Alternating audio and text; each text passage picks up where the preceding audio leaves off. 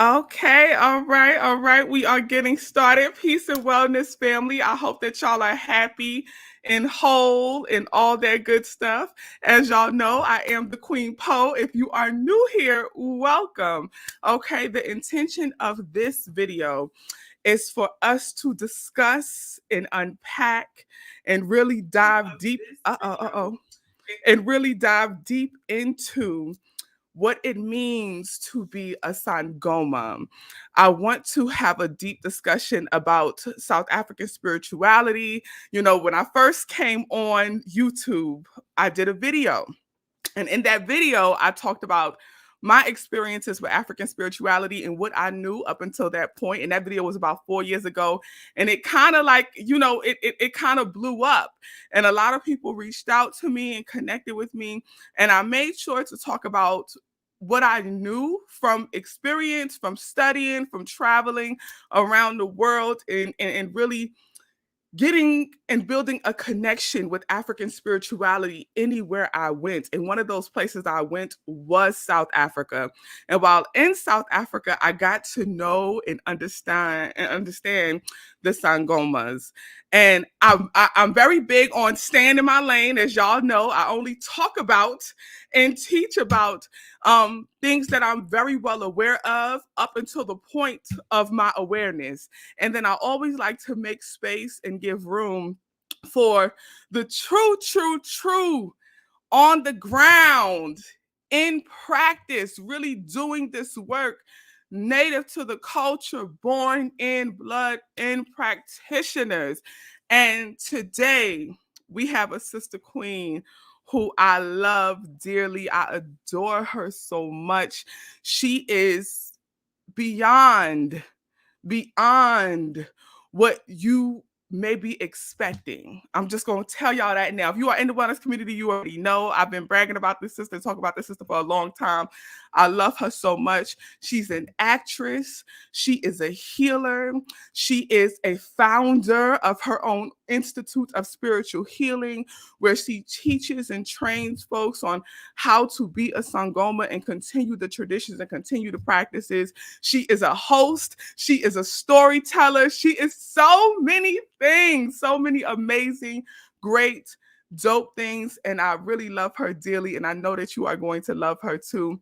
Welcome, please welcome my sister queen, amazing, dope, Gogo Dineo Ndlanzi. Hey Gogo, hey Gogo, Tokozani, how are you? I think I said I'm very nervous. I'm I'm I'm emotional. Uh, Very excited and humbled to be here. So it's very exciting. Thank you so much for the invitation. I actually think that's the video that brought me to your YouTube page.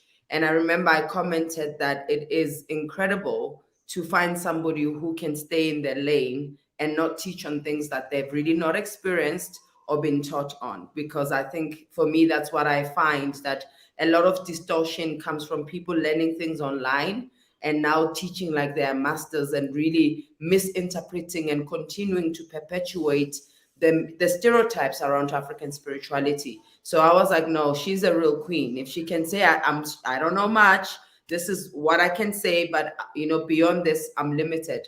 So it's very rare, especially in the space of the work that we're in, as digital content creators, where people can be really that integrable. It's a principle that I hold very dearly. So thank you.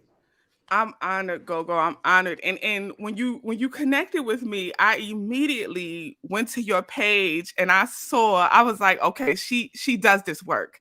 She does this work. And one of the things that really attracted me to you the most was the fact that you value African spirituality and bringing it forward and connecting it with modern thinking. And you are such an amazing teacher, such an amazing Gobela, where you teach and you train folks about not just African spirituality, but how to practice, how to be a Sangoma. Can you explain to me a little bit about your view, your perspective, and experience with African spirituality, and why do you think it's important to blend it with modern thinking? I think it's important for me to begin with my story. So let me say to your tribe, I think what got me emotional was butterflies, because I don't believe in coincidences. I believe things synchronize, and align. So a butterfly is one of my spirit animal. So I lost my sister years ago. She died at 18 from what I think it's a brain aneurysm now, looking into her symptoms.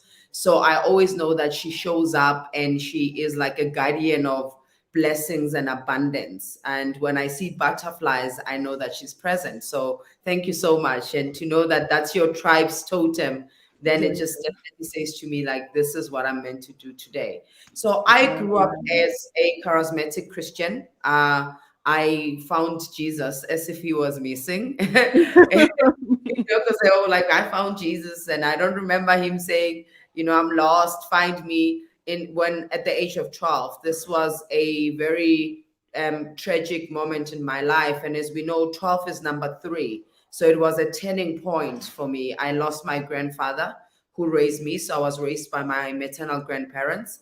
And I needed to find solace and solitude, because in our culture, as much as we think that everything is kosher, but I think children are very much excluded to certain things, even the grieving process. So I didn't get to bury him because I was told that I was too young, and no children were not allowed to go to the burial.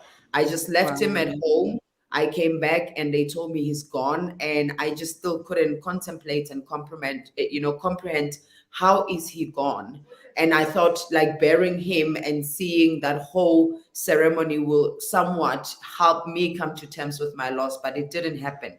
So I was seeking for something, and I then that's how I went into church, and I was a born again Christian between the ages of 12 and 20, around 23.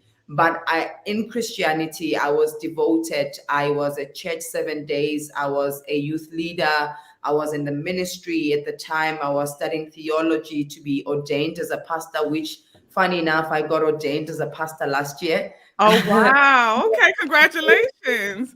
Thank you. So, and I was like, but God is not working, because I held true to the scripture of like, seek ye the kingdom of God and you shall inherit the riches of the earth.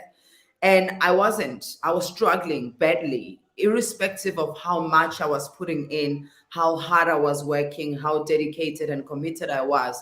Things seemed to still collapse in my life, and there was no stability still.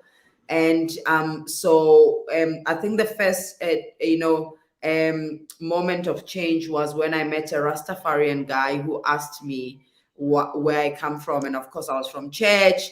And he really asked me at the time ridiculous questions, but they were really powerful questions, because he asked me about how come you believe in a God that doesn't look like you? Why are you praying to a white Jesus, and why are you black? I'm like, is he high on marijuana or something? But I think that was the discomfort he created was a seed planted. And for me, discomfort is a call for change. So that discomfort then began a journey where I started to ask a lot, about religion, about my identity, about the God, the Christian God. Then when we were in ministry, when our one of our lectures started to talk about actually a relationship with God is very personal, and we can actually engage with God and God can respond. So I started to do that. And fast forward to that led me to leaving the church, because God was really answering me and on time, and I was still seeking a way in which I can praise and worship God. And so I left Christianity. I went into Rastafarianism. That was not long. It was just like a night.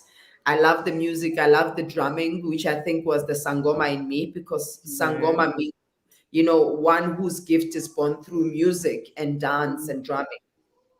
I left because they said women can't take positions of leadership. And I was like, no, I'm not for that. I left immediately and I just went on my own quest. And that led me to Black Consciousness, Marcus Garvey, Steve Bantu Biko, those philosophies. And I think those philosophies are the philosophies that led me into African spirituality. But it was also still difficult. I didn't go train to become a Sangoma because I believed in the work of Ubungo.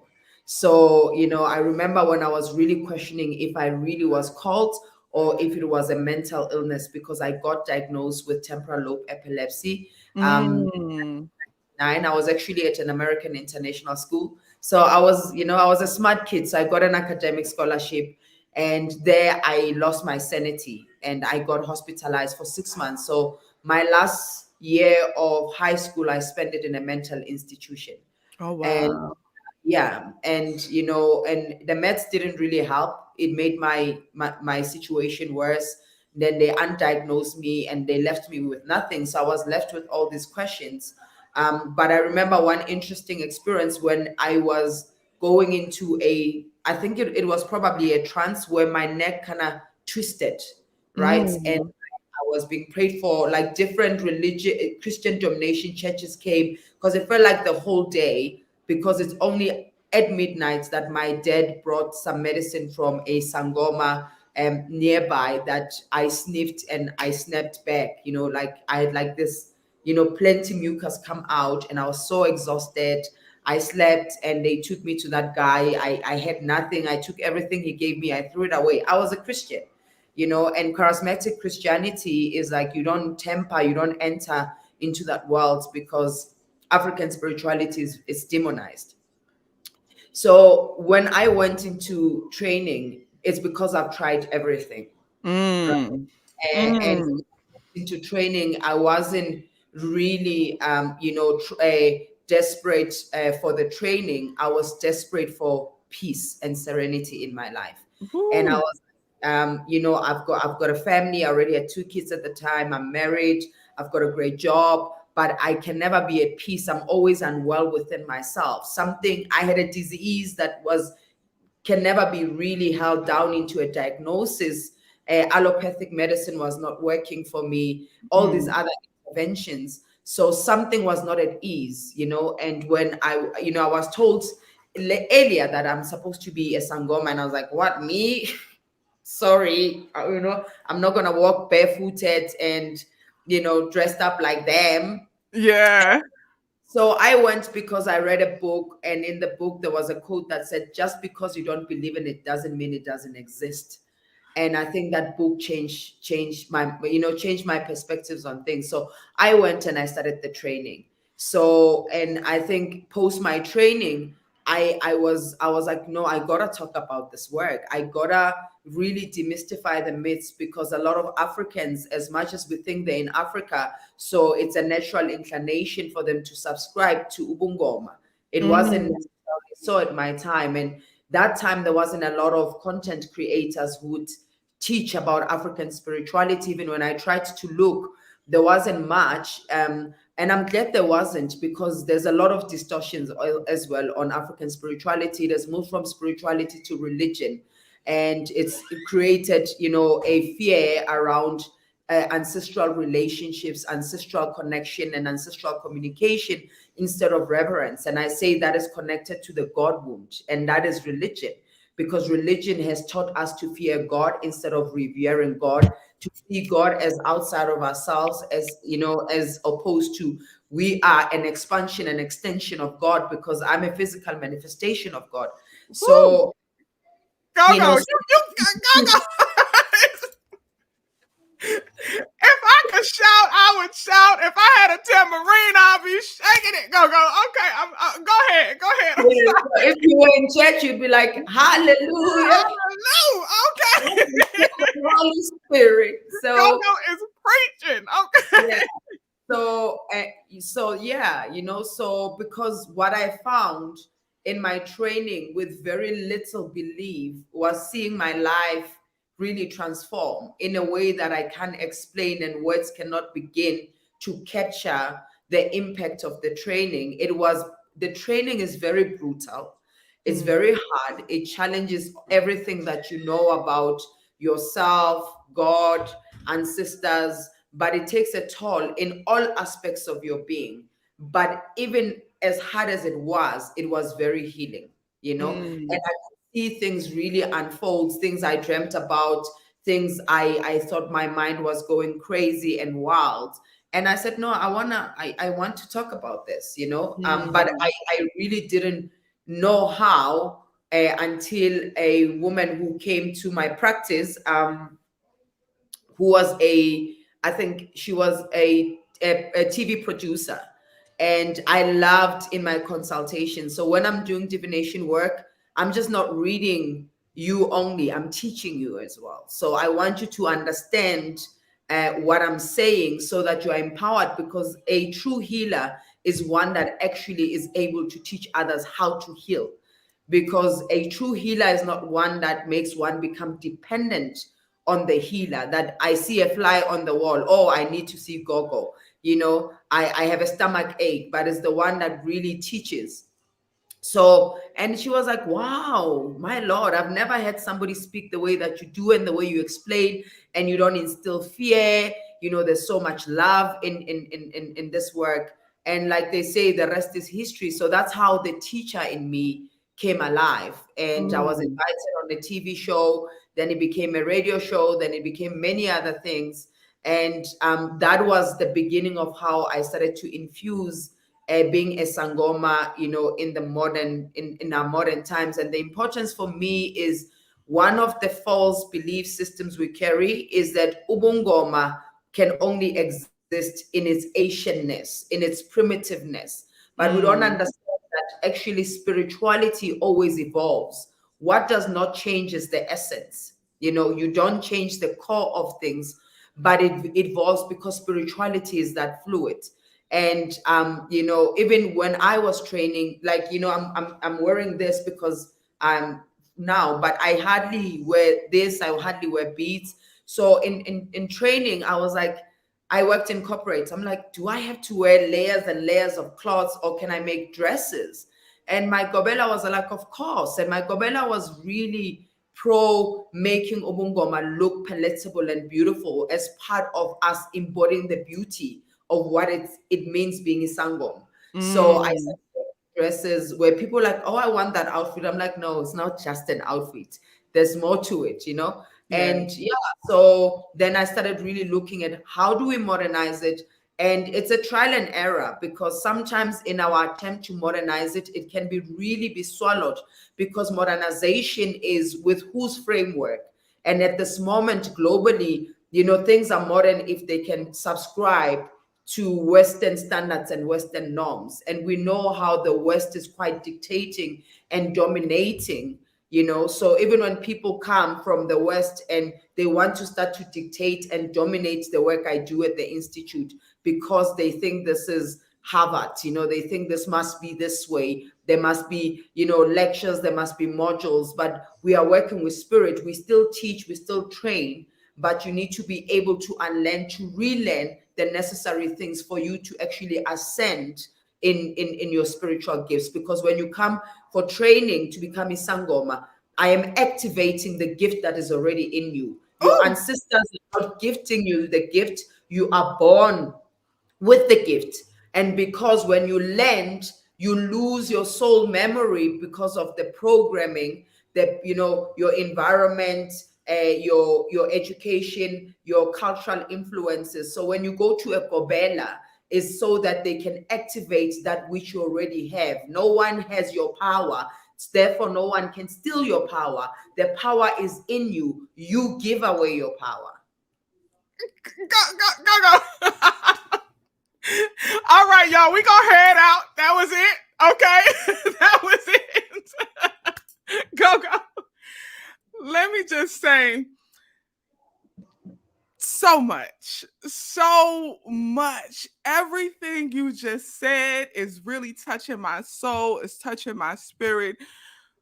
From the beginning of your journey until where you are now, so many people can connect with your journey. And I don't know if y'all caught that, but see, the thing is, Gogo, a lot of people, especially in the West, a Yeah. lot of I'm going to speak for African Americans. A lot of us, we grow up not really connected with our brothers and sisters who are on the continent. And there's a perception that is had, right?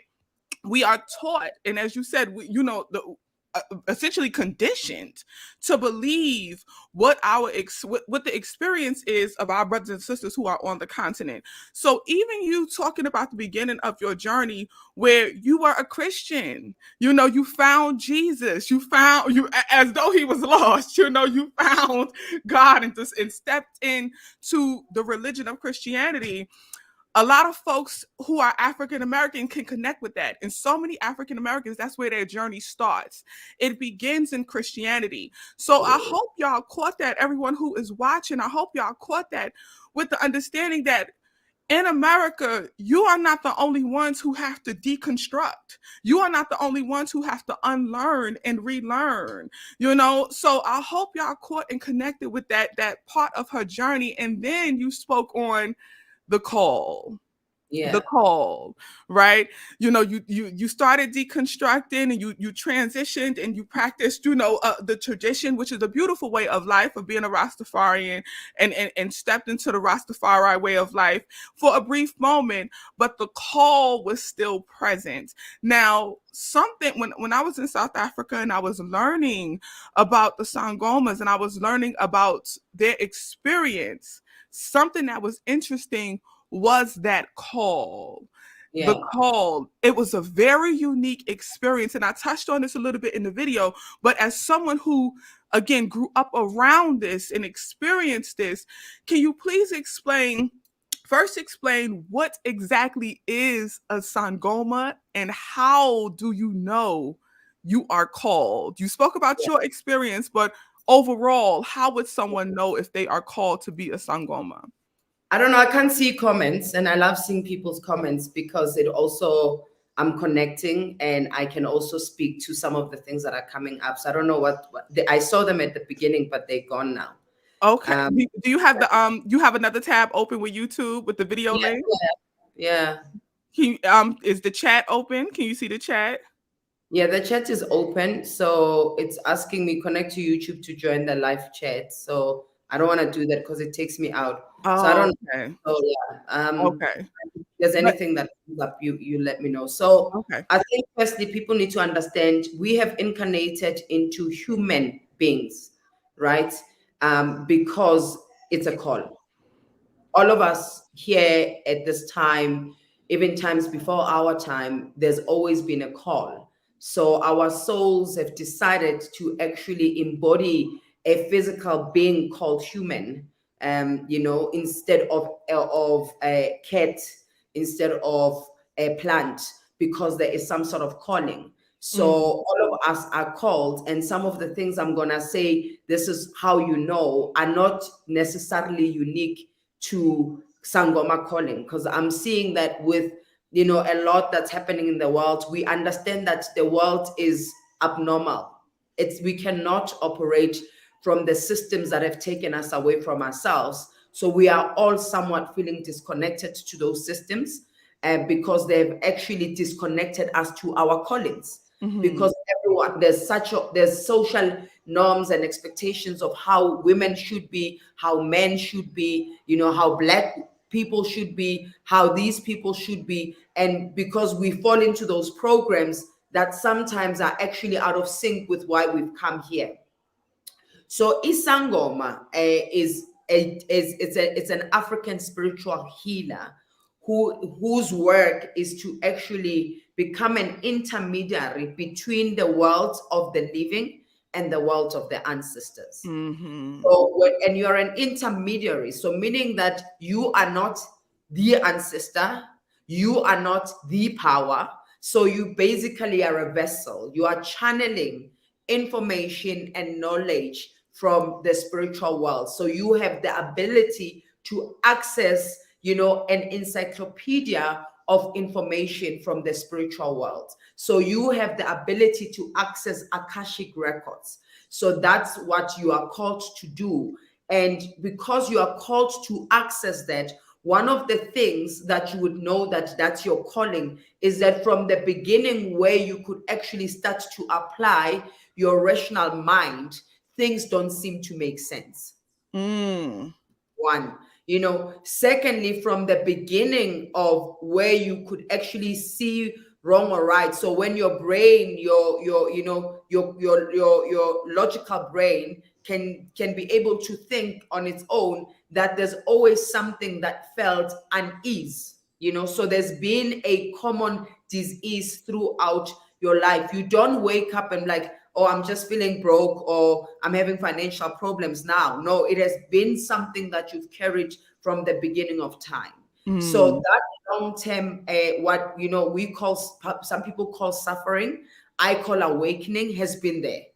You know, mm, when we're going through suffering, which is awakening, it's a call to collapse the old self so that the true self can emerge. Because when you go through initiation, it's actually going through a process of where you are aware of ego, and let egotistic pathologies that are not of service of your true call die. Because mm, even when everyone, we can all train to become izangoma, but not everyone is called to do the same things. And that's what is really troubling in these modern times as well. Everyone just believes is called to become a teacher. mm, Everyone wants to, be a diviner. Everyone wants to be a Gobela. And therefore that leads to unnecessary competitiveness and comparisons. And that's the disease that we are finding, and we've inherited that from Western philosophy, because the West is about who can outshine the other, who can mm, do this better, who's more articulate, who's more eloquent, who trends more. So we have been consumed by popularity instead of being purposeful. So the calling is being in your purpose. So when you know that you are not being in your purpose, whatever that you do, you achieve, you attain, is still not fulfilling, because you are not in alignment of your purpose. And some practical signs that, it's when you've got physical illnesses that mainstream medicine don't seem to cure. It can treat, but there is no cure for it. And they actually, change in their color. 1 minute you've got, cysts. No, it's fibroids. No, it's not fibroids. You've got ovarian cancer. No, it's not ovarian cancer. Actually, you now have diabetes. No, so when the form and shape of things are changing, and there's inconsistencies in your physical elements, that's a sign that you are called. So the mm, other thing that you struggle being in relationships. So that's intimate relationships, relationships with people at work, relationships with your loved ones. So those things, because you are not in oneness with yourself, and you can't be until you find your call. So even if you are not a Sangoma, if you are not in alignment with yourself, it is difficult, because then you are seeking your types of people instead of seeking your kinds of people. Because your mm, is one that matches your vibrational frequency. They're there to complement and illuminate what already exists. Your type, you are seeking somebody to complete you because you're feeling empty. You are seeking a savior. You are seeking a messiah. You're seeking somebody to redeem you from the things that you've experienced, a hero to rescue you from issues of abandonment, a hero who's going to mother you. So a hero is going to be your father, to be your provider. So that's the type. And that's why we say that relationships are showing us flames, because we're seeking for types. And we've got a list of like, I want this type of man, I want this type of woman, they must be African, they must be this, and not understanding that that which you are seeking in other people is your own seeking to self. woo. Oh, go, go, go, go. This is truly divine alignment. I was just having this conversation yesterday specifically about relationships and who we seek. But I really, really, really want to touch on the portion of, one of the signs where you are called when you experience essentially suffering, right? Some form of suffering. And that was one of the things that like really captured me while I was in South Africa. I was like, I had never learned that. I had never saw that. I never talked with so many people who said I knew I was called when my kidney started failing and this started happening and the doctors didn't know what was going on. I knew I was called when I was being diagnosed with this mental health thing and this mental health thing and this thing. And then they tried to say it was a physical thing that was causing it, but the doctors didn't know what was happening. And so many people had that same experience. And I honestly think that what attracted a lot of folks. So let me just go ahead and answer this question right here. Somebody said, "How can I follow Gogo?" Her website is already in the description. She's on Instagram. Go search her on Instagram or go to her website and connect with her if you want a consultation. If you want, she does divination. She does everything. We're gonna get into all of that, but it's already in the description because I knew y'all was gonna want to connect. I told Gogo before we start, I said, "Gogo, they're gonna be on it, okay?" Because so many people could connect with that specific sign, right? That sign Yes. of them experiencing suffering, some type of physical issue, some type of mental something going on, some type of environmental, not being able to connect with folks in relationships and not understanding why. There is no explanation of why. No doctor can identify it. Nobody in their family, no one can put their finger on it, but something is going on. And sometimes they don't even have the words to explain what's happening with them, but they know that something is going on. And a lot of folks need to hear this. A lot of folks need this because this is what's happening. You are being called. You are being called. Your spirit wants to return to its purpose. Your spirit wants to come home. As Gogo said, you ain't new to this. You are true to this. You were born into this. This is what you do. This is what Yeah. you do, but society has taught you not to. Society taught you that this is not the way of life. Society taught you that this was not the right thing to do. Society taught you to stray away from yourself. Stray away from yourself. And the further you move, the closer you get to meeting societal expectations, the further you move from your true, authentic self and your true purpose. Now, Gogo, you mentioned a variety of signs that someone may experience, that their soul wants to return to its purpose, that they are meant to fulfill their passion and really strive as being that intermediary, right? Yeah. How would someone answer the call? And I know that, a lot of practices are sacred, so you can share as much as you desire. But how would someone answer the call if someone is watching this and they say, "This is me"? Some people are already in the chat saying that they've never connected with something so much. They needed to hear this and a variety of things. So folks are already feeling it. They feel like this is it. What is the next step that they should take? How do you answer the call? Yeah, I think like, it's a lot of people are, and it seems like also a bit of a trend, and there's truth to that in Mhm. South Africa, where now everybody is becoming a Sangoma. We Mm. need to understand historically there's been a so much injustices on the African identity. Spiritually, we've been ripped apart from our ways, our pathways of connecting to divinity, because we needed to be moved away from that so we can be easily colonized and enslaved and be who we were being taught to become. Yes, I'll do this. My name is Shakina or Tiffany instead of Dineo, instead of Sipo. You know what I'm saying?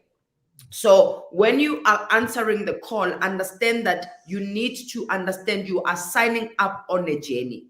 So you don't answer a call and come to Gogo Dineo for a divination and then, oh my God, I'm training next month, because that's one of the things I'm finding from our fellow African brothers and sisters in the diaspora, is that like, I've been suffering. I just want this. We are not giving you a dose of allopathic medicine which can just fix things like that.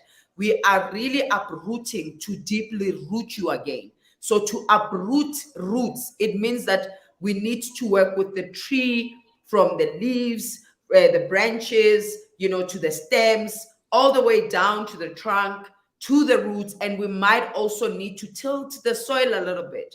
And that takes time, and that takes resources, that takes energy. So when somebody is going to answer the call, you need to understand that the call is also going to help you cultivate your patience, because spiritual work, it's also it's personal work. So your Mm. call is not a community project. where everybody is doing and is going to consent. So answering the call might have you be having to disassociate and be isolated from some other people, because they're going to be people who will, are you crazy? You like things. Right. What's up with you? You know, so understand that certain things are going to be shared off, including certain things within you. You will lose stuff so that you can actually, things need to collapse. When I did a TED talk in 2019, so I did a TED, you know, and people are like, Come wow, on, TED Talk. You see how she slid that in there when I did a TED Talk back in 2019. right? And people can find it, and please watch it and share it, because we do still understand how this kind of work is still wanting to be muted instead of being amplified, because we are actually asking people to go and own their power, and that they are the power.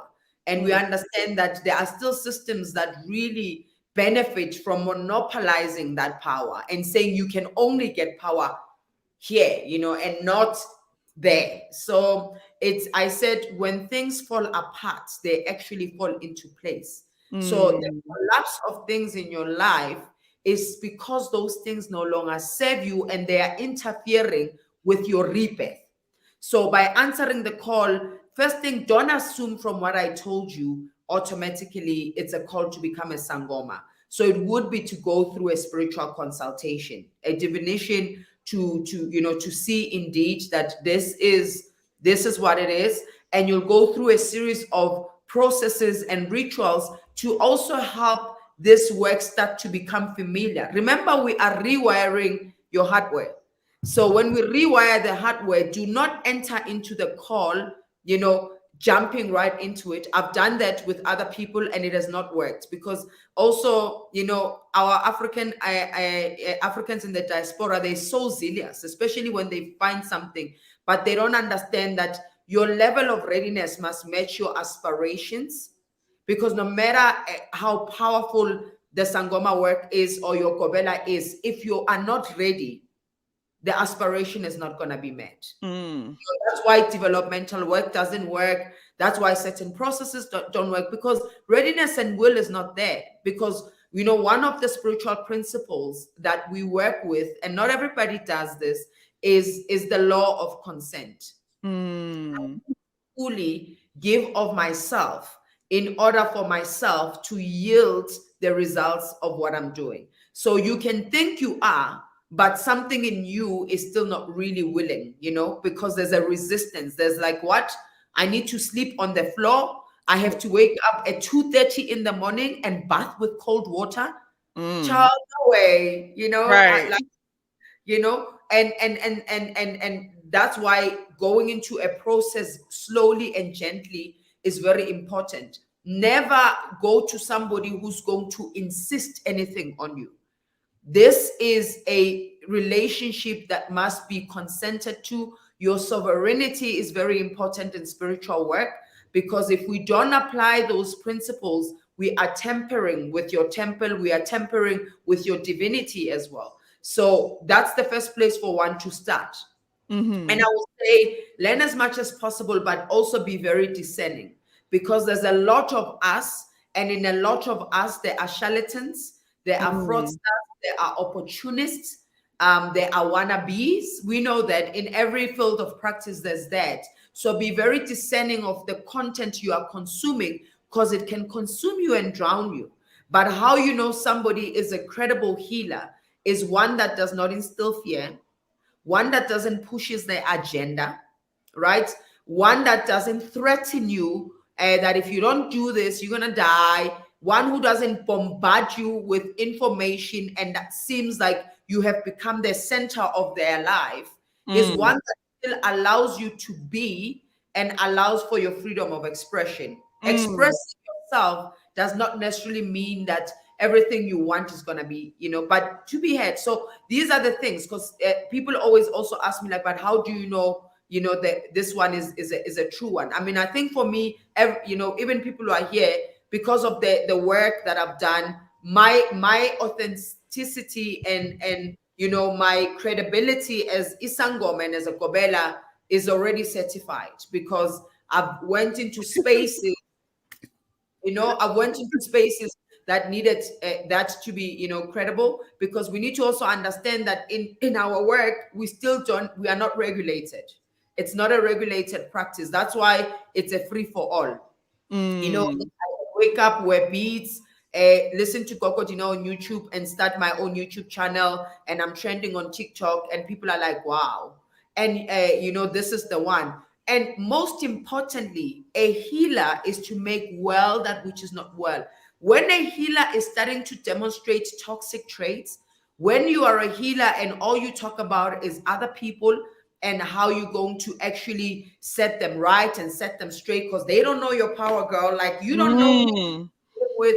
When a healer is overly marketing themselves and their services, it's something to be cautious of. The one who always wants to share hundreds of testimonials on their Instagram pages, when they're also not willing to be vulnerable and say, I don't know everything, because I don't even want to call myself an expert, because a master is crafted through learning. So I'm Mm. actually a student in my work, because even those who come to learn from me, they are my teachers as much as I am theirs.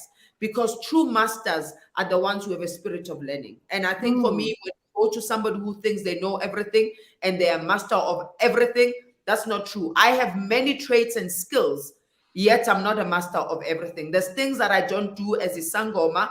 I don't work with little children. I don't do rituals that I required for little children. I can consult and I can tell you what's going on, but I know what my limitations are. I'm not tapping into lanes that I'm not called for. One of my favorite quotes is, stay in your lane and you will slay in it.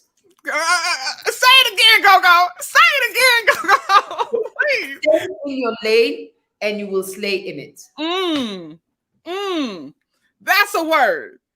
That's a word, Gogo. Let me tell you how you know that you are truly a divine being and truly intuitive, because you are literally answering every question that was in the chat.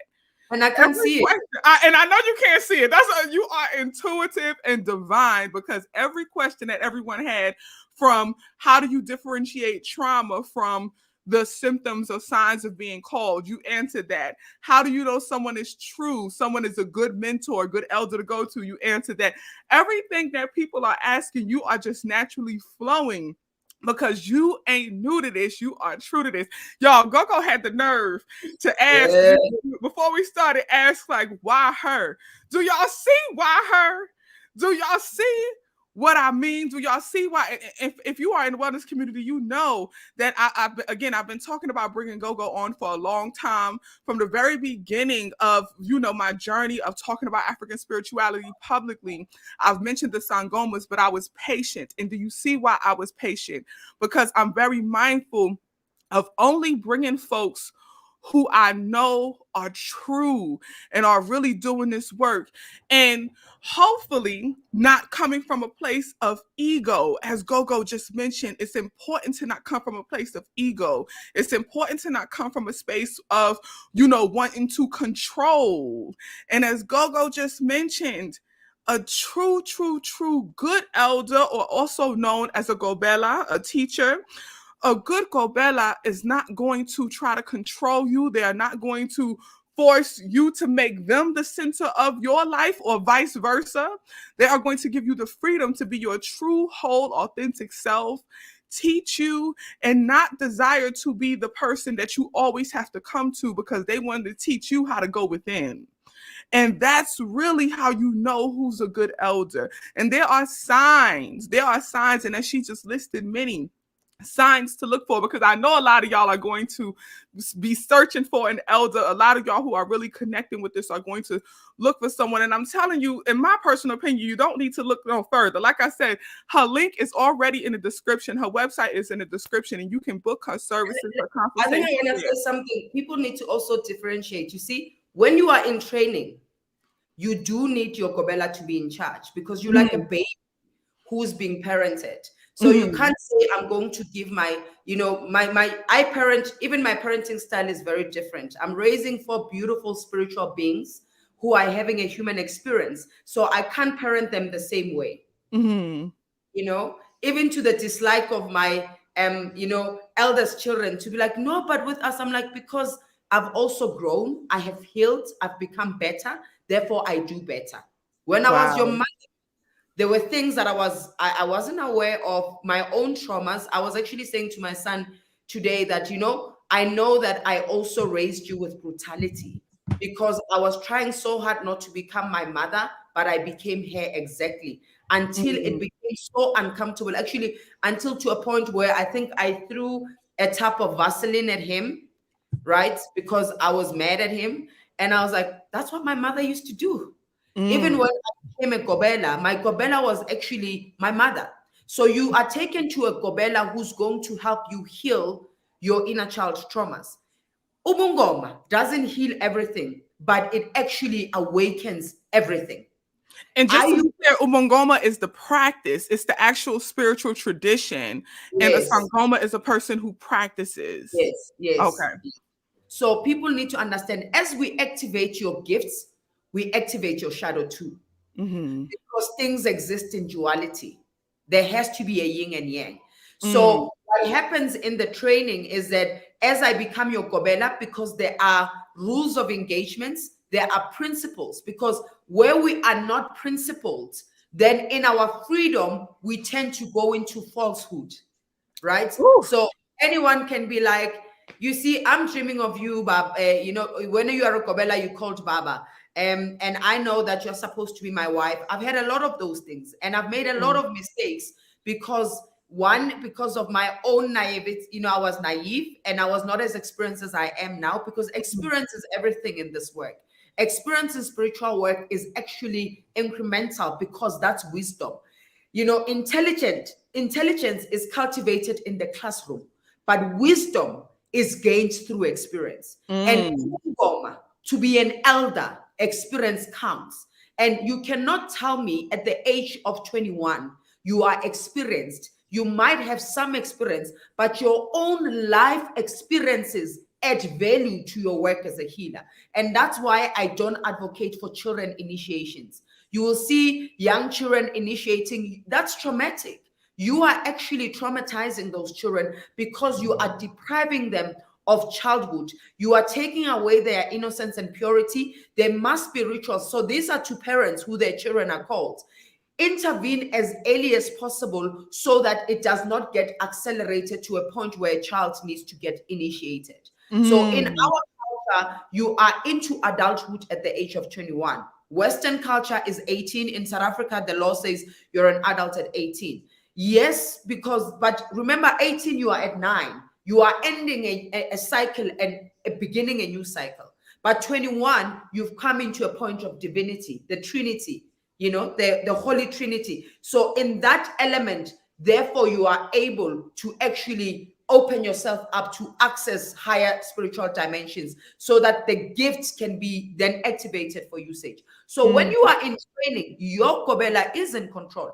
But your Kobela in their control, they are not going to dictate, right, how you divine. They can guide, and they're supposed to actually understand that our gifts are diverse. So you can't come to a Kobela who says, no, we only do it this way.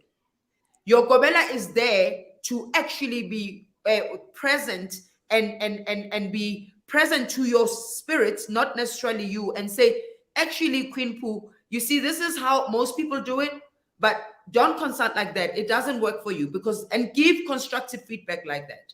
So what mm, I've done with modern, our modern life, is that we somewhat misinterpret control, right? Where when I'm like, we can't do this here, so no sex during initiation, and you're like, but my spirit finds itself. I'm like, no, it's not like that. You understand that sex has the same power as spirituality, because when you are having sex with somebody, you are exchanging energies. So you are here to purify your energy. You are here mm, to realign your energy. Why are you inviting other energies? So it's gonna create distortions, right? Because I mm, had to expel people for that thing. For like, no, you cannot tell me that your ancestors had many wives. You are actually here to heal ancestral trauma. The many mm, wives is what has created the generational curses here. So you cannot be coming to perpetuate the same things.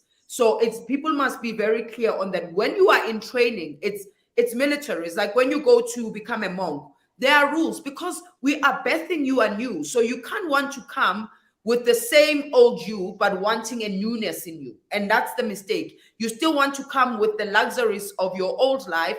I need to have this, I need to do this, I need to eat this. It's okay. Food for me is very important because food is medicine.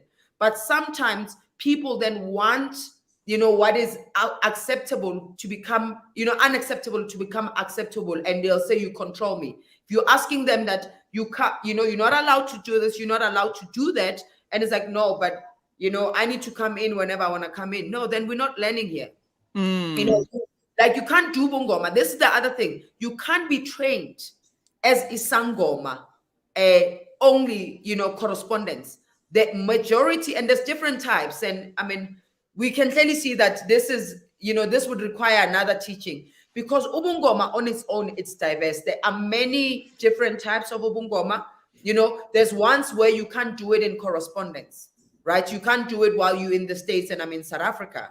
There are parts of it that requires you to be in the land. Be present. Yes, to be in the land, because in the land, the learnings are rich versus being very far away and being very far removed.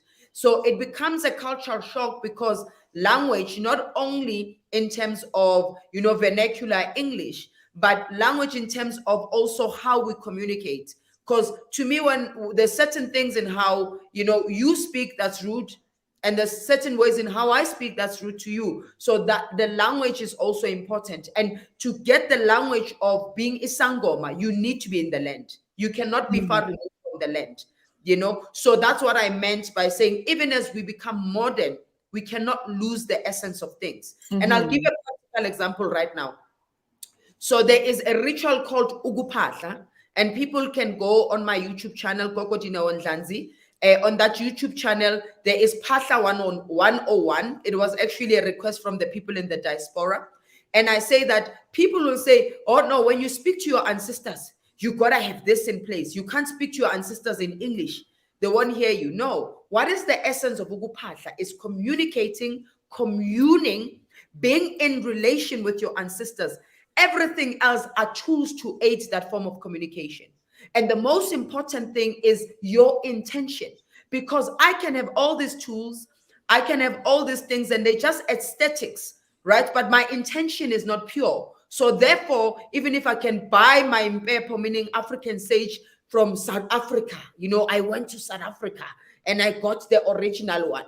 And I can buy my snuff from South Africa and I can have this cloth. But when my intention is egotistically driven, you are not going to get. Because with the people in the diaspora, I can tell you now, I can prescribe what is in the diaspora and say, I want you to go do this ritual. It's a cleansing ritual. We are cleansing 1, 2, 3. Go get me this, because I know, I work in different countries. So I know in the US, because also shipping things from Africa, it's very difficult. One, is very expensive, and customs still doesn't understand our customs. They're like, what's this? Declare this and list the ingredients. Right. And, it's a species that's going to tamper with our own biodiversity, etc., etc. And we know that some of it is not true. We are going to tamper with the pharmaceutical market, period. Right. We're going to be out of business. So there's things like, for example, if we use bay leaves, for example, bay leaves have a similar effect to some of the muti, the medicine we use in Africa. Yes. So that's what I'm trying to say to people, is to say that when you are going for your healing, your intention is very important. I've seen a whole lot of things heal, and some people might come, and before we actually do any ritual, we need to work with your inner child traumas. So that question about trauma, I will know. So as a Sangoma, I'm not only trained as a Sangoma, I'm trained as a Heal Your Life coach.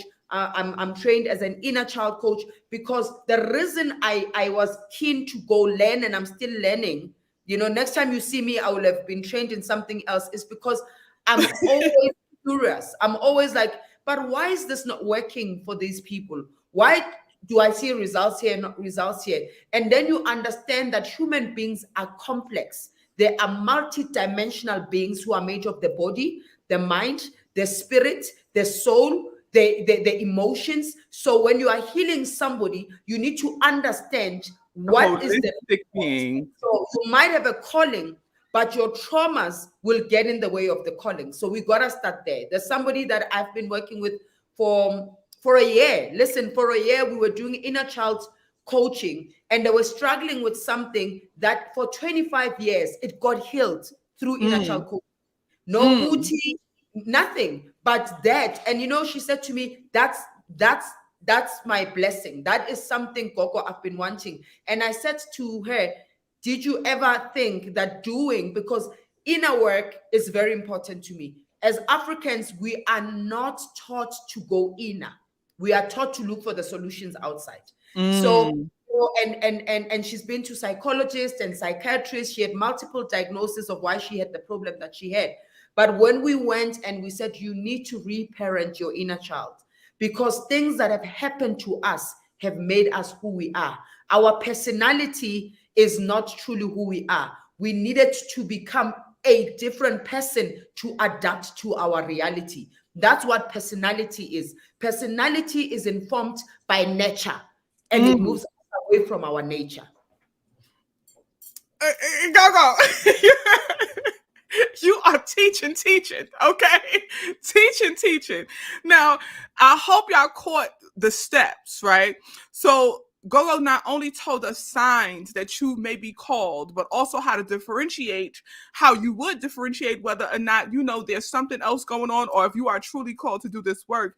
Which the next step, if you feel like you are called, the next step would be to have a consultation, get a divination, and it will come up if you are meant to do this work.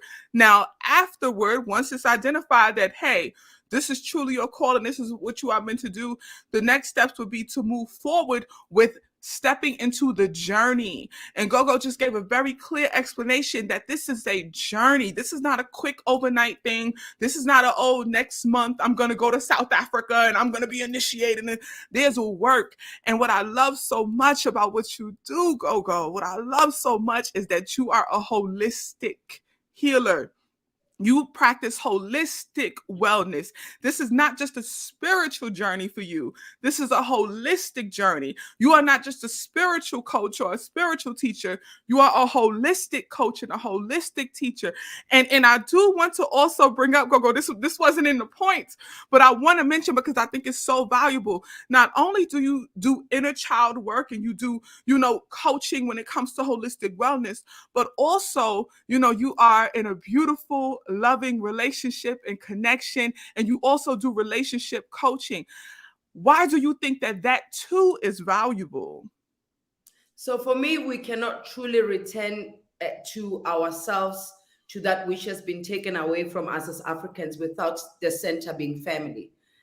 African spirituality is centered around family, because empires, kingdoms were built by families. Mm-hmm. So if we are ought to build, even when you are truly to be in your call, you need a partner, you need a divine union mate to be able to manifest that. So, and if you know my story, I actually separated from my husband for 3 years. Mm-hmm. And we worked together and we raised our kids together. We saw each other every day, where people were like, what? You guys are separated? And we dated people in front of each other throughout that time. And for me, that break was quite important, because it goes back to what I said: we seek our types, not our kinds. Because if we are truly unaware and unconscious of what has become of us because of what happened to us, we get into the relationship thinking that they are the healer. They are ought to, we have expectations, we've got demands. I'm not saying instead of boundaries, we don't have boundaries, and we think our expectations are our boundaries. Those are two different things. So for me, that's important, because my family is part of my work. If you go on my Instagram page, if you go on my YouTube page, you'll see my husband. I post a lot of his music. We actually complement each other, because I am the speaker. I heal through my words. He heals through the music, and we complement each other so much in the work that we do. I am actually the brain. I conceptualize, I create architectures, and he executes.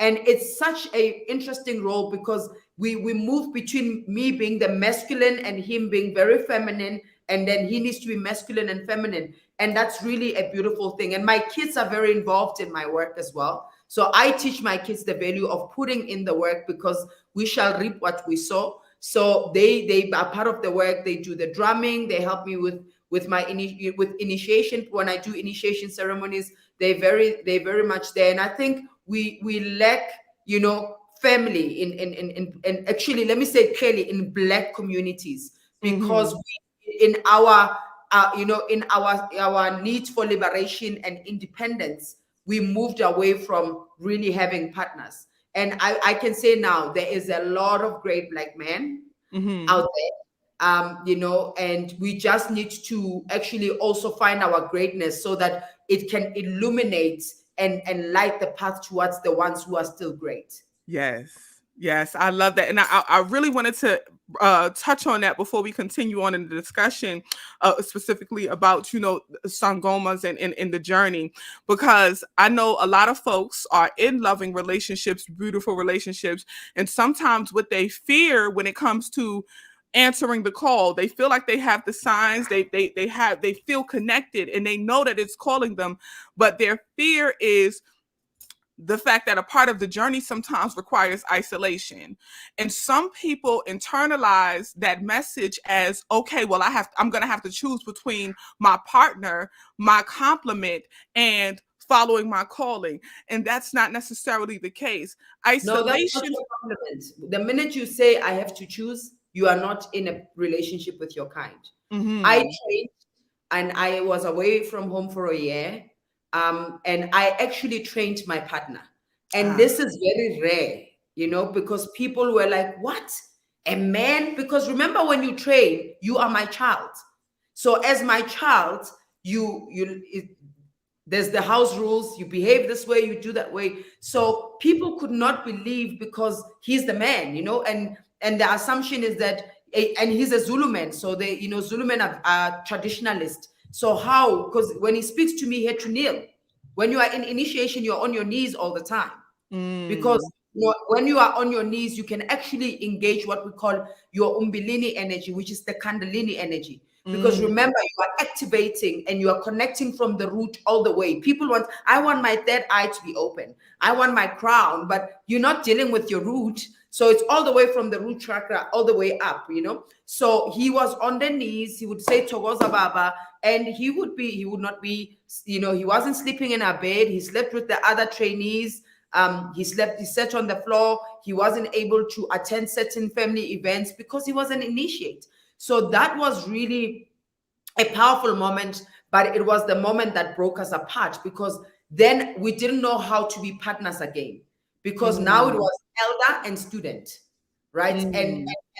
and I carried the elder throughout, even when he needed a wife. I think one of the mistakes I made was that I never visited him. I was like, well, I'm there, he's there, but he needed a wife. He needed me to. How do you actually, move from one role to the other? That's something that we are not taught. How do I take off my head of Gobela and go listen to him and say, how are you doing, my love? How is Mhm. initiation?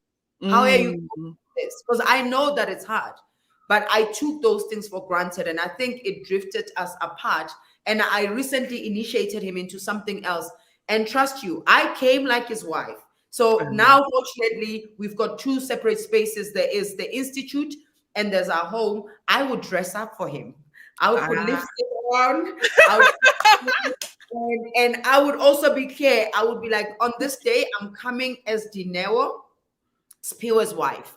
I'm not anybody's Gobela, so nobody's gonna ask for my time. Nobody's wanting dream interpretations. I'm not doing a class. I'm not approving things here. I'm coming to visit. And I would come and how are you doing? And I would bring him things, I brought you this, and that really was what I learned from the other. And when he came out of that initiation process, our love just became so strong and so deep. Wow. Wow, that's so beautiful. That's so beautiful.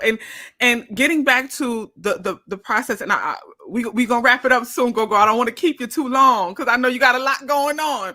But really quickly, when it comes to the initiation process, you spoke on how strenuous it can be, how disciplined and how much it requires of a person. And that was another thing that really captured when I was studying, that was something that really captured my attention and really like touched my soul, was all that is required from someone during the process of initiation. So, without going into too much detail and still keeping things sacred, can you speak on that a little bit, like the requirement of discipline and Yeah. really sacrifice, and humility that is, a part of the journey, as you Yeah. called it. So for me, like part of initiation is really, killing ego pathologies that are getting in the way of your light. So the things you are deprived from are connected to your ego. Like Mm, I've spoken about sex, I've spoken about early waking up times, and also the duration. I mean, some healers do it quickly. I say to people, would you trust somebody who initiated for 2 months? Would you mm-hmm, go to a doctor who went to medical school for a year? Then mm, why do you expect this work to take, to be a quick one? This is not fast food. You don't go in and out, right? So people are not really willing to be invested. And that's why we are having healers who are not holistic anymore, because we are in the modern world. Be like, no, there's my life is busy. I gotta get going. Don't do it if you want to get it over and done with it. Don't do it because you're desperate. Do it because you are invested.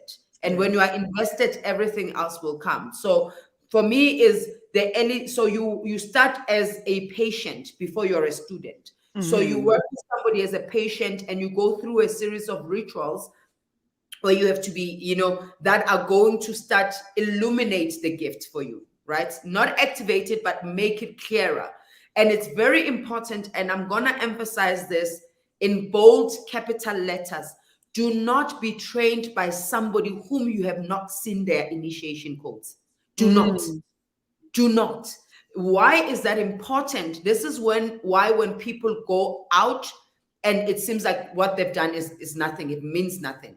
Because if they you don't see their initiation codes, it means that teacher or Gobela does not have the key to activate the gift. mm, Initiation codes are sacred, and that's what I love about you as well.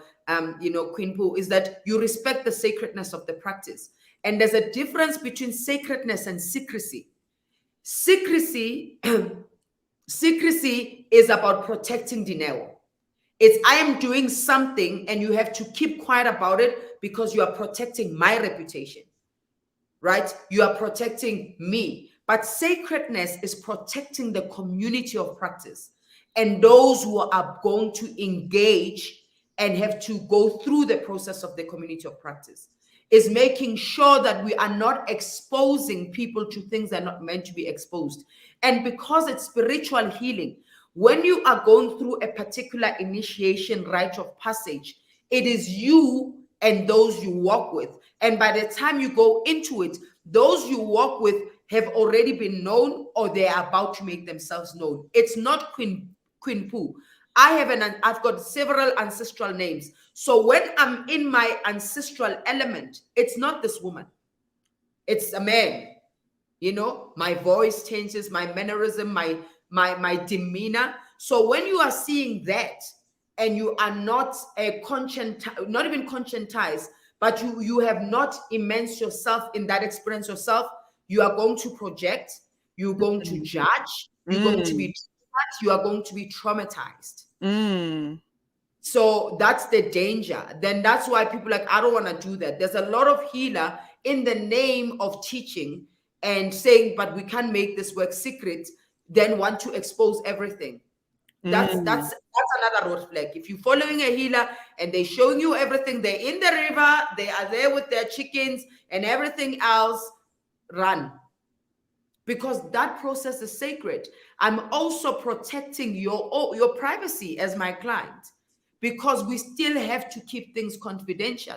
So for me, that's very important for people to understand that. So you start as a patient, and then once you start, you fix what needs to be fixed, and then you can go through the process where we deepen your relationship with the ancestors and actually then make the path or the next steps are clearer. So from patients, then you get into deep mentorship, where now we are mentoring you towards being taught as a Sangoma. Then the next step is then you are a student. So is that with the same person? Not all the time. Somebody can be your Sangoma, but they might not be your teacher. And how do you know that somebody is not meant to be your teacher? Is when they're not able to move you from one point to the other as your Sangoma. So already there is no spiritual connection between the two of you. It does not mean the Sangoma does not have the medicine. They don't have your medicine. Your medicine is them. So if they don't have your medicine, how then would you expect them to play a higher role? Because Gobela is a higher role. You can't want somebody to be, to be in your operation room if they failed to even diagnose you of a correct diagnosis. So these are the things for people to be cautious of. You cannot keep on doing work with somebody, but things are not shifting from some point. You are not seeing progress. And progress, we're not talking about always tangible things. Something as simple as when I'm working with you, I feel this deep sense of peace that I've not felt. And let me tell you, vibes don't lie. That compass in us never lies. So even when you are consulting someone and something feels wrong, it is wrong. It doesn't mean that they are wrong or they are evil, but it means that there's a misalignment there, because there has to be resonance between you and your healer.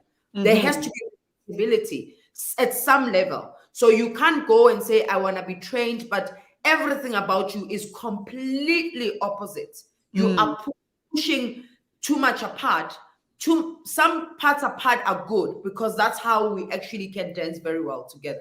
So start with somebody with a consultation and then doing some work with them, and you need to dream of their codes. So those things are the things that you would have not seen on their YouTube channel, you would have not seen on their Instagram page, and there are things that you will need to undergo through when you are initiating.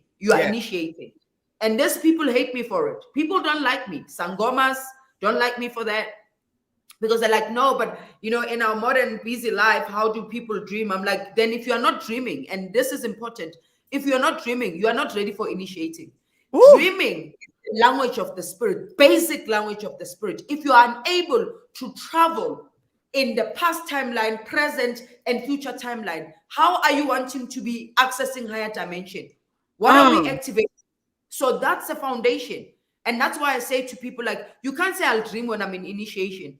A true Gobela that is meant to initiate you must be able to help open that doorway. If you are not dreaming, let's work at getting you to dream, because you need to access it yourself. I can be a Gobela and I'm seeing you. I saw you come in with my bags, run. You need to see me. You need to see things I've not told you about me. I teach a lot, but I don't talk about my sacredness. I don't speak about that, because I respect my work so much. It's a life force that I can't tamper with, because I'm tampering with myself. Every time I do wrong to the other is wrong done unto me. This is what my art principles are teaching us. So that's very important. So get there as well. I forgot to mention and emphasize on that step, that you need, by the time you go to initiation, the dream, your dreams, you need to start seeing things very vividly. And remember, dreaming, like I'm saying, you are actually traveling. You are accessing memories of the past, the present, and the future. So when that can happen, it means you will be able to access things that ought to be done in your initiation process. You will even access my old codes, because what I love with my work is that my ancestors always move the goalpost. Because remember, we do have people who are very smart and they think they can outsmart spirit. You can never outsmart spirit. You can outsmart Dineo. You can deceive me, because at the end of the day, I'm still here as a human being and I'm limited, but you can't outsmart the spirit world. So somebody who initiated with me in 2016, their coach is not a coach I'm looking for now.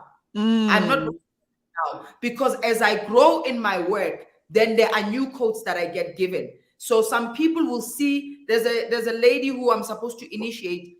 She dreamt of a code that I just issued 2 weeks ago.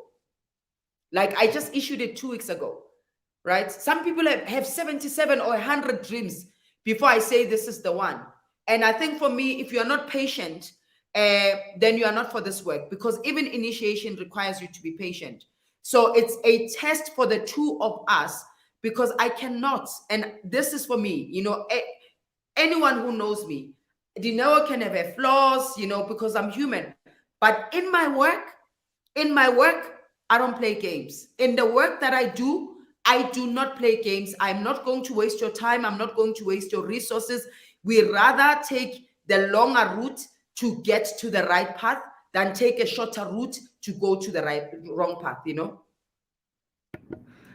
Gogo, everything, everything, everything you just said, everything that you are, your energy is just amazing, amazing. So many lessons can be pulled from this. And I hope that y'all heard her when she said, you can be taught. You can be taught how to access the dreams. You can be taught how to awaken that gift, that spiritual communication, but it is required. Before you can move forward in initiation, it is required because that is your communication. That is how you travel. That is how you get that divine knowing. And it can be taught. So for the folks who are watching who are like, I don't dream, I never dream, I don't know how to access it, I don't know how to do it. A good teacher will teach you how. Before they try to push you forward and move you forward, they will teach you the very beginning, the start. Now, Gogo, before we go, the last thing I would love for you to just teach and share with us. What when once someone moves through the process of initiation and they, begin their journey, and they move through their journey, what are some of the foundational principles of Mm. being a Sangoma or Ubungoma? What are some of the foundational principles? So some of the foundational principles, I've already raised them, is that one is that you are taught humility. You know, a Sangoma is humility. Is being humble is very key. We are taught never to lure people into our practices. The work needs to speak for itself. We don't need to speak for the work. Mm-hmm. And that you are a continuous patient yourself. So you continuously have to do work on yourself, because the better you become, the greater you are at the work that you're doing. Because a lot of us unhealed, instead of becoming healers of the wounded, we become wounded healers. So Mm-hmm. working on yourself is very important, Yes. right? You also taught that before you seek it out there, seek it within. Mm-hmm. Deepening your relationship with the spirit world, your spirit guides, your ancestors is very important, because the answers are already there. Sometimes we're not listening, sometimes we're not attentive.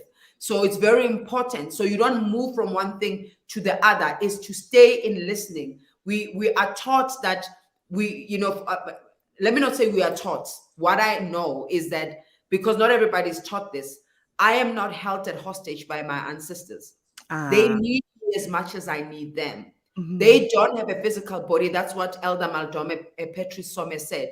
They don't have the spiritual body, but they've got the spiritual intelligence. So it's a mutually beneficial relationship.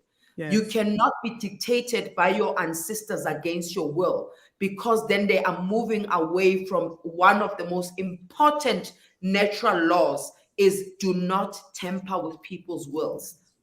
So you can't be doing something and say, because my ancestors want me to do it. They can't make your life unbearable. So even your suffering is not, you are not being punished by anyone. You just out of alignment with your higher self. So with Mm. the power of yourself, you are like a car that's never serviced, so the engine is gonna rust. So it's not that the car is a bad car. You are just not taking care of your car. Simple. So Mm-hmm. not held at hostage by your ancestors. So it's also very important to understand that as a healer, you work with people who are coming to you at the level and at the pace in which they're at. You can't accelerate anything. Organic flow is very important. We work in rhythm and cycles. So what do we mean is, like, we work in the cycle of nature. Not every time things are going to be blooming and blossoming and flowers and prosperity. It's, you got to understand that you have to go into your winter season, hibernation, retreating, those things. And I think what is the crazy that's happening in the spiritual world is, we all think that we just have to be successful. We all got to get there. We are also taught that we are not all called for the same things. So Mm. it's very important for one to find their niche.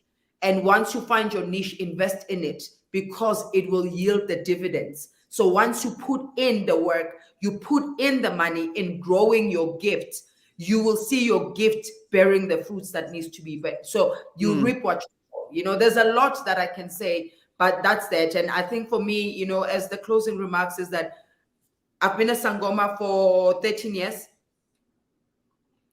And, I've been in the spiritual work since 2003. I started with 10, healing modalities at the time, because it was easy. But my grandmother is Indian, by the way, my maternal grandmother. So I realized that having my own rituals is very important, things that ground me, because I am working with energy, and not all energy is pure. Sometimes people are siphoners and parasites and vampires. So how do I take care of myself? It's important when you're a healer not to be a rescuer. You are not there to save people. They didn't ask to be saved. Don't offer help that has not been asked of you.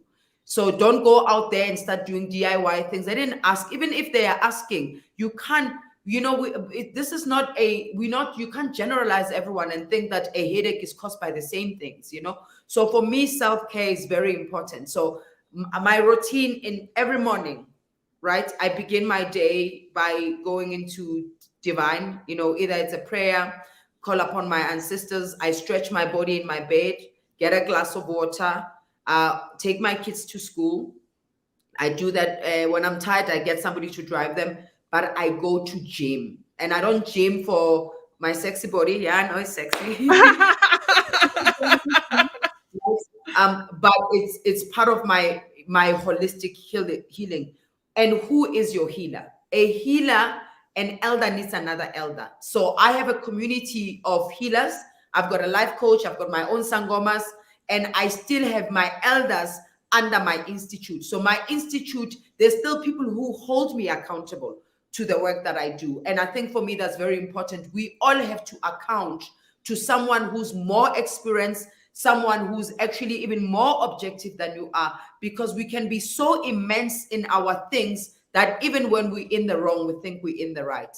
So these things are very important to me. So doing the work on myself is very important. I read a lot. I watch other people, like your content. That's how I found you. So it's very important for me to, and always have a willing spirit to learn. Curiosity is very important. It didn't kill the cat. It gave the cat 7 lives. So it's very important. It's very important to have a spirit of curiosity, and work with your staff, guys. Work with your staff. Work with the crap that is eating your life force. It's very important as healers. A lot of healers are deeply wounded because our awakening is traumas that have happened, is tragedies. If you don't heal that, no matter how powerful your gift is, it will not go anywhere. You will remain powerful in your words and not in your deeds. Yes. Oh, And also, understand that. Actually, I'm wearing a t-shirt. I want to show. It's a sweater. Can you see it? yes, we can see. So it's called Lozi timing is perfect timing. So meaning ancestral timing is perfect timing. Allow things to come to you. Don't chase, because you'll be chasing demons thinking you are chasing angels. So never chase things. At the age of 42, I started doing the work on TV, being a contributor for other people's shows, being invited to come, and people like, Gogo, what about your own show? And I was very selective. I said no to a lot of nonsense, because people have made mockery of our work because of popularity and fame. I said no. It's only at the age of 42 where I started getting my own shows, because I waited, and I was very clear about my values. I am not going to do this. I'm not going to I'm not going to show people's faces in trance. You're not going to hear people's audios talking in trance. I don't do those things. I don't show my rituals. So sometimes people want me to do that. I mean, there was a show I got invited, and they were going to give me a script. I was supposed to be a diviner, but it's scripted. And I had to do the nonsense that has been made of African spiritual practitioners. Tell them their mother is bewitching them, their neighbor is jealous of them, da da da da da da. So yes, that can be true, but I always take it back to yourself. What is in you that has opened a portal and said to the pigs, come and play in my mat? So clean your mat. Go. Yeah. First off, we just need a book of quotes. Okay, we need a book of quotes. We need a book of life philosophies that we can follow. Everybody about to have all the sticky notes posted around their house with all your quotes on it. You are dropping gems. And thank you so much for just being open and vulnerable and sharing your self care wellness practices with us, right? Because that is also very helpful for a lot of people. They want to know, what does the healer do to be well? How does the healer heal? And I love that you spoke on the value of having elders. You have your elders. You are still held accountable. Even though you are an elder, you have elders. Even though you are a teacher, you have teachers. And you value being a forever student, which is a beautiful, beautiful thing. Now, the chat is going crazy, Gogo. You know People. what my elder said to me? My elder said to me, the other students, the other people that initiated with us would be like, what have you given Dineo? I mean, she's doing so well, right? You must have given her some powerful muti and said, Dineo listens. And in my presence, she remains a student. Yeah. So it's not because my elder is controlling me, but I have learned. I've made many mistakes, and it's because part of me had spiritual ego. I thought like, yeah, I'm the Sangoma here. So if my ancestors are saying that, not understanding that some of the ancestral messages were from the false ancestors because there were hidden desires that manifested as ancestral messages. And elders, not only in the field of practice, but even elders who know the traditions and cultures. Because the elders said to me, "Don't leave your husband," and I'm like, "No, we done, we done, right?" Because my ancestors, right? So when you have elders, you need to have a variety of elders. It's very important. And my elder said to me, Dineo, continue asking. I love the fact that if you don't know something, you pick up a call and you're like, when that initiate had a termination, she had sex and there was a baby gone, and I was like, oh my God, what am I going to do? I call. Mm.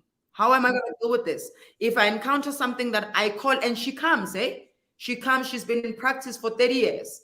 She comes, and to her, I'm not Gogo Dineo. I'm her child. And when she says child, no, no, no. And I'm like, okay, elder, but this, and it's like, no, no, you're going to get into trouble here. Step back. Step Right. back. I know how to say I was wrong. And I think that's something that spiritual people don't want to ever acknowledge. I think it's a human thing, like, no, I know. So as wise as I am, I've got my unwise moments. And when you've been unwise, acknowledge it. Say, I made a mistake, because that's how you learn lessons. If you don't learn your lesson, it will repeat itself in different phases, situations, and experiences. So I'm like that, I'm like, I don't know. Even when a student comes, I'm like, what, you dreaming of dragons? I don't know anything about dragons. I don't want to be like sounding smart and Googling dragons and making myself, I'm like, let me call, because maybe these are not dragons, maybe these are demons. And then I would call, and they're like, oh no, you see dragons. This is what dragons mean in our work, because every student is your teacher too. And that's what I've learned in my work. Wow. Wow. Every student is your teacher too. I love that. I love it. Now, Gogo folks are, clearly they're going to want to connect with you. They're going to want to learn more and build with you. I already have your website in the description. When this is done, I'm also going to link your Instagram as well as your YouTube channel so people can really dive in and learn more. But can you discuss a little bit about the services you offer and how do you recommend that people best reach you? Okay, so there's a WhatsApp line. So the website you have is the www.gogodinondlanzi.com, right? Yes. It's very important. Being who I am, there's a lot of fake things out there. So one thing is, no, I will never consult you via WhatsApp or text message. And if it's visual, you will see me like this. You'll know this is Gogo. And my voice is very unique, by the way. So you somebody can pretend to have my voice. So via WhatsApp, it's easier and quicker because I've got somebody who's managing the line. But you can also do email, because you communicated. I don't know how you communicated with her. She's brilliant. You can also book online. So if you go into the consultation, we've got different types of consultants. It's mine are called exclusives with Gogo Dineo, because in mine, this is especially good for people who are very, people who are not clear about this work because I teach as I consult, or somebody who's tried many things and nothing is working. But there are other great consultants. These are the students that I'm training. Some is the students that I've trained. I've got my own community of practice. This is people I have vetted, because you don't go home until you qualify as a practicing healer. So you don't, because you have to go home. We work like how doctors do. That's the modern stuff. So you start as an apprentice, and then you consult independently. You treat a patient. They give us feedback. We create an assessment for you. Then we vet you. So that's how it is, you know. So the other students that are graduates, and because they know, so I'm the elder that holds them accountable. So some students move away because they don't want to be held accountable. They want to go do their own thing, you know, like I don't want to be controlled. You know, there's a difference between controlled and being accountable. So they know the practices and they abide by the values and the principles. So we do divination. I don't like so much the word divination because there's a lot of distortions. You know, we call it consulting. So basically, it's where we go deeper and look into what's really happening. So you can tell us what's wrong with you, but we want to know why that is wrong. So we go to the why and the why and the why. And yes, of course, coaching work that I do. I'm also a facilitator, so I do a lot of facilitation work. So I get invited to facilitate, either it's a specific topic around African spirituality or a process. You know, so for example, recently I actually every year I facilitate an environmental course with third-year university students. So I do process work, but I also do speaking engagements. I think you saw on my bio, I've done some, you know, some speaking engagements as well. So when people have asked me to come and speak on a particular issue, like Gogo asked me to come and speak about, you know, African spirituality, what it was, what it is, and what is it becoming during Black History Month. So those are some of the few services that we offer at the Institute, you know, or the work that I offer. And of course, you know, the facilitation of rituals. So if you are in the diaspora, you would pay for your treatment, and then you can get given my personal business number, where you get clear instructions on how to use it, like broken down, and it's in audio because you can replay it, and it's tailor-made to you. So I don't send general audios. No, I don't send general audios. It's tailor-made to you. And then we review, and then we also offer dream interpretations. So I would recommend for people, do not just rather book a consultation, because in the consultation you get more. I would look into your dreams, and I would look, what are the dreams telling you, you know, about the things that you need to do. So that's what you do. Yeah. I love it. Yes, that's what the institute does. So it's me. So I'm kind of like, if you're looking in the generic terms, it's the specialist, because I'm the elder. And then my Mkulu, my husband, is the elder as well, the second elder, because he trains as well. So we run the institute, but he's got students because they dreamt of him. So, but we train them under one place. And then there are other Gobelas as well at the institute that work with us. And then we've got students who are still training, who are seniors, so that those who can consult you, who are students. And then we've got other you know, healers who are graduates outside the institute that we do refer people to. And we do consultation, face to face. Don't book your ticket to come for a consultation, rather come for something bigger. But we do visual consultations as well. I mean, I did them before they actually became a thing, when we used Skype. Remember the days of Skype? Yes, the days of Skype. Oh my God. Yeah, because when I came from my initiation process, the message was, you ought to be a world healer and an African spiritual healer and teacher of the world. So when I got my first international client was right after my graduation in 2011. I was like, what am I going to do? If you're saying this, and that time was like, no, you cannot connect via this platform. You have to connect in person. Then they said to me, no, use the things, you know, because I was a facilitator anyway. Use the things that you use in your facilitation work, and it worked. And I never looked back from then. And you could see, because you were saying, Gogo, you are true, because I've answered questions without seeing them, because I'm in tune. And that's what you see why I needed to sit on the floor today. Yes. Because I needed to be grounded, because I'm sitting right on the floor. So yeah. Yes, and still answering questions. So if y'all don't know, Gogo cannot see the chat, so she doesn't know what questions y'all are asking. I'll tell you, the last chat I have here is Rose at In my time, my South African time, it was at 6 minutes past 8 p.m. And I think Rose says peace, everybody. Then I can't see who comes after Rose. Yes, it's frozen. It's frozen on her side. And every question that y'all are asking in the chat, as you can see, Gogo is answering and can't even see it. But that's what it means. And that's what it looks like to just speak and flow from spirit and really like listen to that divine connection, that ancestral connection, and speak and flow again truly from your spirit. And someone had asked, we would book international, and yes, as Gogo just explained, you know, she does consultations all over the world. She is an international facilitator, teacher, healer, Gobela. She is international. So you can, she offers, you will receive audio, you'll receive visual.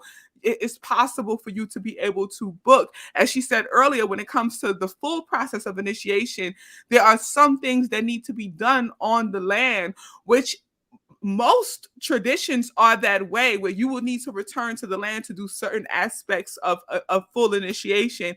But for the most part, you can be taught, be consulted, you can learn via the internet. Her Yeah. what Gogo specializes in and what makes her such a pioneer is that she blends traditional African spirituality and brings it forward with modern thinking. So she incorporates technology and she is willing to teach all across the world. Everybody is saying thank you, Gogo. Thank you for your wisdom. Thank you for your wisdom. Thank you for your lessons. Thank you for all of the information, the quotes. And like I said, you know, for the wellness community, they've been patiently waiting, and you have delivered above and beyond expectation, you know, and we are so grateful just for your presence, for your existence. And I'm so grateful to have connected with you as a true person living in your passion, a true spirit being manifesting in this physical realm and doing the real authentic work and moving in purpose and passion and allowing spirit to lead you. Allowing spirit to lead you. Your light is amazing. It is infinite. It is glowing. And we are forever grateful for you. Everybody who is watching, if you want to connect with Gogo, as I continue to say, her link is already in the description of this video. I'm going to also add her Instagram as well as her YouTube channel. Feel free to connect with her, to reach out to her, even if you want to consult, you want dream interpretation, anything, just connect and continue to learn. Don't ignore the call. Follow your purpose, follow your passion, stay true to your real, whole, authentic self, and do what spirit is truly leading you to do. Gogo, I'm going to let you close it out and say your farewells. I think firstly is I want you to teach me that, you know, the little thing that's coming, cash app, gratitude offering, all of that. Because like I say, I'm always learning, and you know, it's been so humbling. Even my YouTube channel, for me to get it monetized, is that somebody encouraged me to do that. You know, like, no, this, and they took me through a full tutorial, because I was just sharing, you know, I was just like, because I love teaching. I was in my money, yeah, you know. So that thing, because especially with technology, I'm willing to learn to make sure this work is as accessible as possible. People have asked me to start a membership where I can run classes. I don't know how to do that. So if anybody knows and wants to, you know, give me a tutorial, please send me a DM on Instagram. We can talk about all of that, Gogo. As soon as we end this, we're gonna talk. Okay. Yeah. But what I would also love is, I would love for, you know, for the wellness community, those who had my codes, because one thing that people don't know is that actually when I speak, some of the things I'm saying them for the first time. So I'm also hearing them from the first time coming out of my mouth, because it's not only I was speaking. That's why I come as Gogo, because the elders in me are speaking through me, you know, because the term Gogo means elder. So those who listened to the course, because yes, I've got somebody finally who's pulling my book together, and we are having that thing. We're hoping to get it before end of the year. The codes, I've already sent some of the codes, but if you got some really interesting codes that you want to send me, you can tag me on my story on Instagram. I would really appreciate that. Then I will pull them down as well, and then we can add them to the book, and you can, that would be a good birthday present for someone, and a gift, so that you can have Gogo's wisdom in a book. Yes. Because I know the community in the diaspora were like, Gogo, the book. And like I said, I write when I'm in my writing element, I can write, but I haven't felt, that inspiration, meaning I haven't been in spirit to write. So I've written little things, or I've said little things. So this woman who's working on the book is pulling everything that I have already. So the more the merrier, because at least we've got a variety to work with. And I want to say thank you so much to your wellness community, that have been so excited and open to receiving, this teaching. I'm honored. I'm humbled. Thank you to you, Queen. May you continue to shine. May your work reach many people, and your humility, and your I don't know and I can't is your key, because we are afraid to say I don't know and I can't, because we always want to be I can, which is another, it's this love and light, peace and happiness, false lighting. Right. One of my to me, that's actually a way in which people who've created injustices over the other want others to be, so that we don't hold anybody accountable for their actions. So so much for this platform. It's been incredible. And yeah. Thank you, Gogo. We love you, family. My last quote, I say to people, when you are not deeply rooted with your ancestors, so where, a person who's not deeply rooted with their ancestors is like a tree that cannot bear fruit, because remember, they carry the spiritual intelligence. So when we are rooted, we access that spiritual intelligence, and it's in spirit where creation happens. It's not there, it's not here. It's not in what we know, but it's what is known. By accessing that divine intelligence, that's where we are able to create. And wishing you all many blessings. I say that's it. That's it, family. I'll see y'all in the chat. Be on the lookout for another link coming up later on. I love y'all, and Gogo, much love to you. We're gonna keep talking after this is done. Okay. Much love, family. I'll see y'all soon, and peace.